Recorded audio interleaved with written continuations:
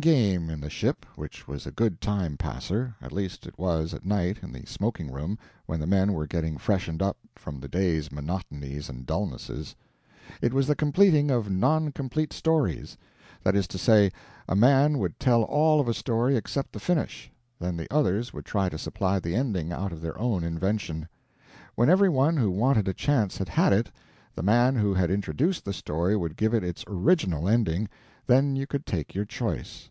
Sometimes the new endings turned out to be better than the old one, but the story which called out the most persistent and determined and ambitious effort was one which had no ending, and so there was nothing to compare the new-made endings with. The man who told it said he could furnish the particulars up to a certain point only, because that was as much of the tale as he knew. He had read it in a volume of sketches 25 years ago, and was interrupted before the end was reached. He would give any one $50 who would finish the story to the satisfaction of a jury to be appointed by ourselves. We appointed a jury, and wrestled with the tale. We invented plenty of endings, but the jury voted them all down. The jury was right. It was a tale which the author of it may possibly have completed satisfactorily, and if he really had that good fortune, I would like to know what the ending was. Any ordinary man will find that the story's strength is in its middle, and that there is apparently no way to transfer it to the close, where of course it ought to be. In substance, the storiette was as follows: John Brown, aged 31, good, gentle, bashful, timid, lived in a quiet village in Missouri. He was superintendent of the Presbyterian Sunday School. It was but a humble distinction, still it was his only official one, and he was modestly proud of it, and was devoted to its work and its interests. The extreme kindliness of his nature was recognized by all. In fact, people said that he was made entirely out of good impulses and bashfulness; that he could always be counted upon for help when it was needed, and for bashfulness both when it was needed and when it wasn't. Mary Taylor, 23, modest, sweet, winning, and in character and person beautiful, was all in all to him, and he was very nearly all in all to her. She was wavering, his hopes were high. Her mother had been in opposition from the first, but she was wavering, too, he could see it. She was being touched by his warm interest in her two charity protégées, and by his contributions toward their support. These were two forlorn and aged sisters who lived in a log hut in a lonely place up a cross-road 4 miles from Mrs. Taylor's farm. One of the sisters was crazy, and sometimes a little violent, but not often. At last the time seemed ripe for a final advance, and Brown gathered his courage together and resolved to make it. He would take along a contribution of double the usual size, and win the mother over. With her opposition annulled, the rest of the conquest would be sure and prompt. He took to the road in the middle of a placid Sunday afternoon in the soft Missourian summer, and he was equipped properly for his mission. He was clothed all in white linen, with a blue ribbon for a necktie, and he had on dressy, tight boots.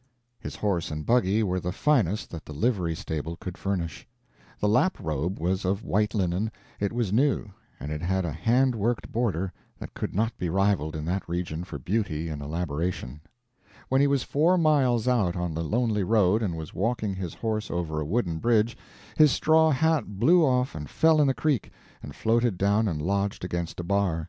He did not quite know what to do. He must have the hat, that was manifest, but how was he to get it? Then he had an idea. The roads were empty, nobody was stirring. Yes, he would risk it.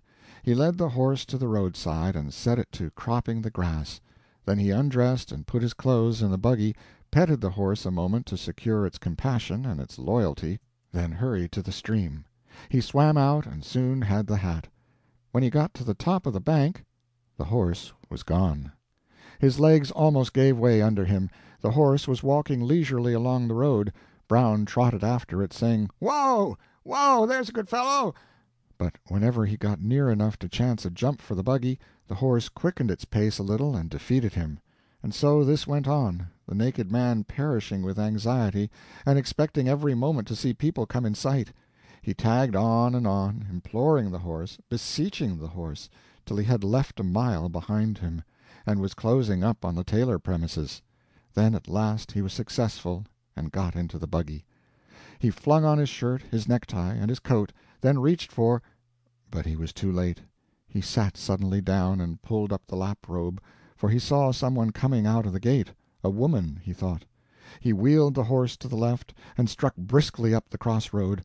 It was perfectly straight, and exposed on both sides, but there were woods and a sharp turn 3 miles ahead, and he was very grateful when he got there.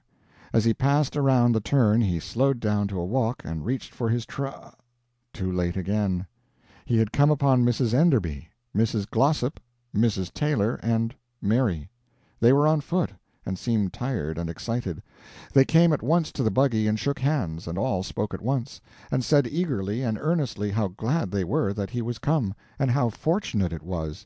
And Mrs. Enderby said impressively, "It looks like an accident, his coming at such a time, but let no one profane it with such a name. He was sent from on high." They were all moved, and Mrs. Glossop said in an awed voice, "Sarah Enderby, you never said a truer word in your life. This is no accident. It is a special providence. He was sent. He is an angel as truly as ever angel was, an angel of deliverance. I say angel, Sarah Enderby, and will have no other word. Don't let anyone ever say to me again that there's no such thing as special providences, for if this isn't one, let them account for it that can." "I know it's so," said Mrs. Taylor, fervently. "John Brown, I could worship you. I could go down on my knees to you. Didn't something tell you? Didn't you feel that you were sent? I could kiss the hem of your lap-robe." He was not able to speak.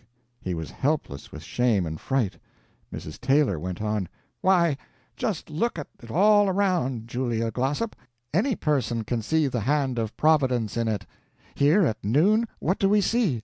We see the smoke rising. I speak up and say, 'That's the old people's cabin afire,' didn't I, Julia Glossop?" "The very words you said, Nancy Taylor. I was as close to you as I am now, and I heard them. You may have said hut instead of cabin, but in substance it's the same, and you were looking pale, too." "Pale? I was that pale that if—why, you just compare it with this lap-robe. Then the next thing I said was, 'Mary Taylor, tell the hired man to rig up the team, we'll go to the rescue.' And she said, 'Mother, don't you know you told him he could drive to see his people and stay over Sunday?' And it was just so. I declare for it I had forgotten it. 'Then,' said I, 'we'll go afoot.' And go we did, and found Sarah Enderby on the road." "And we all went together," said Mrs. Enderby, "and found the cabin set fire to and burnt down by the crazy one, and the poor old things so old and feeble that they couldn't go afoot. And we got them to a shady place, and made them as comfortable as we could, and began to wonder which way to turn to find some way to get them conveyed to Nancy Taylor's house. And I spoke up and said, now what did I say? Didn't I say, 'Providence will provide'?" "Why, sure as you live, so you did. I had forgotten it." "So had I," said Mrs. Glossop and Mrs. Taylor. "But you certainly said it. Now wasn't that remarkable?" "Yes, I said it. And then we went to Mr. Mosley's 2 miles, and all of them were gone to the camp meeting over on Stony Fork. And then we came all the way back 2 miles, and then here another mile, and Providence has provided. You see it yourselves." They gazed at each other, awestruck, and lifted their hands and said in unison, "It's perfectly wonderful." "And then," said Mrs. Glossop, "what do you think we had better do? Let Mr. Brown drive the old people to Nancy Taylor's, one at a time, or put both of them in the buggy and him lead the horse?" Brown gasped. "Now, then, that's a question," said Mrs. Enderby. "You see, we are all tired out, and any way we fix it, it's going to be difficult. For if Mr. Brown takes both of them, at least one of us must go back to help him, for he can't load them into the buggy by himself, and they so helpless." "That is so," said Mrs. Taylor. "It doesn't look—oh, how would this do? One of us drive there with Mr. Brown, and the rest of you go along to my house and get things ready. I'll go with him. He and I together can lift one of the old people into the buggy, then drive her to my house and—" "But who will take care of the other one?" said Mrs. Enderby. We mustn't leave her there in the